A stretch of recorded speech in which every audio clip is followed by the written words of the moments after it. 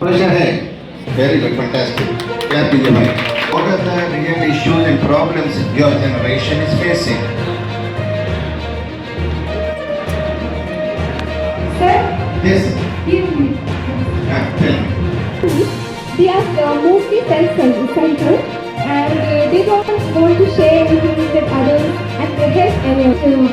Only themselves to achieve greater heights and they think that I am able to earn something. ये solve कैसे होता है पापा को नहीं बता पाते कि वो कैसे सॉल्व होगा उसे गुफ्तगू नहीं हो पाती है अच्छी बात है तो एक होनी चाहिए और अदर पर्सन से हो जाती है हमें वो अच्छा सजेस्ट कर सकते हैं लेकिन ऐसा लगता है कि वो हमें कहीं ना कहीं गलत समझ लेंगे इस चीज़ को वो प्रॉब्लम आपकी तरफ से या उनकी तरफ से? You don't share with him.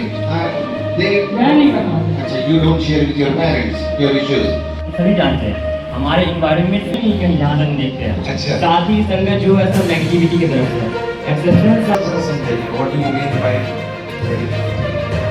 Negativity in life है हम कहीं भी जाते हैं abusing is normal in our environment जहाँ भी देखिए कुछ भी मसला मसाइल होते हैं अच्छी फैमिली हो या नॉर्मल या लोअर एक्सेट्रा तो उसमें एब्यूजिंग बहुत ही कॉमन है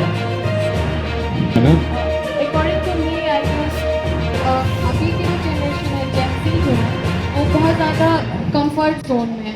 अच्छा. उन्हें सारी चीज़ें बहुत ज़्यादा प्रोवाइड की जाती है वो बहुत कंफर्ट जोन के हैबिट जैसे उनको सारी चीज़ें प्रोवाइडेड चाहिए.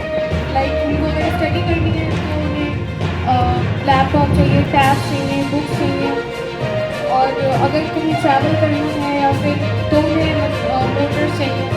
तो वो कंफर्ट जोन से अगर निकल सोच रहा कि ऐसा क्यों हुआ, मैं क्यों नहीं फर्स्ट आता क्लास में वगैरह वगैरह. हर चीज़ में ज़्यादा सोच रहा फिजूल का और फिर डिप्रेशन वो सब वगैरह. Very good. Very good. उसको explain कीजिए. Some more. What do you understand by depression? हर चीज़ के बारे में ज़्यादा सोचना, फिजूल की चीज़ जो मतलब उतनी मायने नहीं देती फिर भी उसके बारे में सोचते रहना हर वक्त. How many of you have this question in your head? I am a student. I am wondering what career is right for me. की मदद कर सकता है. Selfish नहीं है. इसके अंदर कैपेसिटी है कि वो दूसरों के काम आ सकते हैं. Anybody else from this side? एक दीजिए. बस दो लेंगे हम इनपुट आगे हम बढ़ेंगे. यही सबसे बड़ी सुनिए. छोटो सुनो. तुमने जो कहा है लिख दिया मैंने पहले. इसके बाद देना है. रिसर्च नहीं करना, गौर नहीं करना. आपने एक स्टेटमेंट पढ़ा. उस स्टेटमेंट के बारे में आपका ख्याल है कि कब ये क्वेश्चन बड़ा लेट में आएंगे हमारे से करेंगे क्वेश्चन.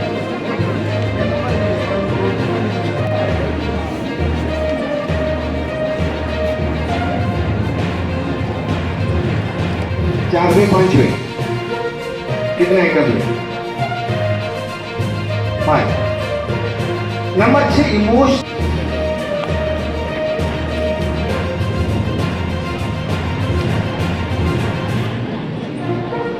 जी कहिए आज का क्या कुछ कार्यक्रम था जिसके माध्यम से आप एक मैसेज देना चाह रहे हैं?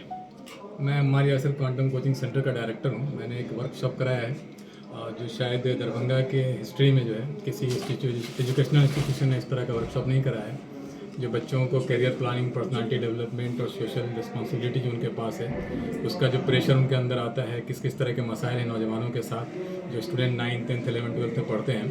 तो आम तौर पे भी देखा गया है जब न्यू जनरेशन के साथ एंजाइटी की प्रॉब्लम, डिप्रेशन की प्रॉब्लम, इस तरह की बहुत सारी प्रॉब्लम है. प्लस ये कि वो सेल्फ सेंटर्ड नहीं है, इस तरह के बहुत सारे मसाइल उनके साथ हैं.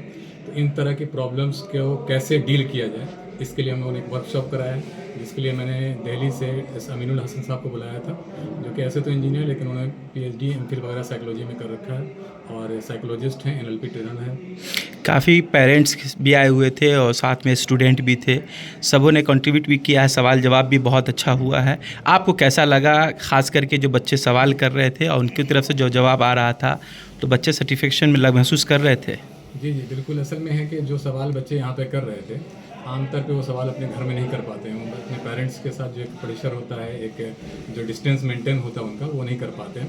तो इस महफिल में उन्होंने पेरेंट्स के सामने भी अपने सवालात पेश किए ताकि पेरेंट्स को भी अंदाज़ा हो कि आज की जो जनरेशन है वो जनरेशन किस तरह के मसाइल को झेलती है और कैसे उसको हल करना चाहती है.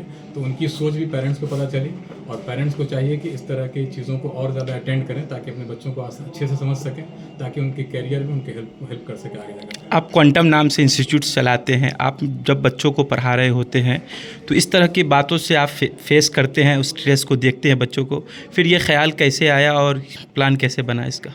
दरअसल मुझे भी इस फील्ड में थोड़ा सा इंटरेस्ट है, तो मैं बच्चों से बहुत ज़्यादा करीब होता हूँ, उनसे पूछता हूँ उनके मसाइल, इस वजह से बच्चे ज़्यादा करीब होते हैं मुझसे। तो मैं मुसलसल 2016 से जब इधर दरभंगा में चला रहा हूँ, उससे पहले मैं अलीगढ़ दिल्ली में था, तो मैं बच्चों के मसाइल को देखता हूँ। जब मैं उनसे करीब जाकर के बात करता हूँ तो अपने प्रॉब्लम बताते हैं, तो मुझे लगा कि इसको एक अच्छे पैमाने पर करना चाहिए ताकि सारे गार्जियंस को, जिस तरह के पेरेंट्स हैं या बच्चे, उनको समझ में आना चाहिए कि आज के जनरेशन की जो है, जिसको जेनजी कहा हमारे स्पीकर ने, वो जेनजी की प्रॉब्लम क्या है, उस प्रॉब्लम को कैसे सॉल्व किया जाए। तो ये बड़े पैमाने पर इंशाल्लाह उम्मीद है कि आगे भी हम इससे बड़े बड़े प्रोग्राम कराएंगे इस टॉपिक के ऊपर। आप अपने माध्यम से क्या कुछ मैसेज देना चाहेंगे उन पेरेंट्स को जो अभी भी बच्चों को फ्रीडम नहीं दे पा रहे हैं?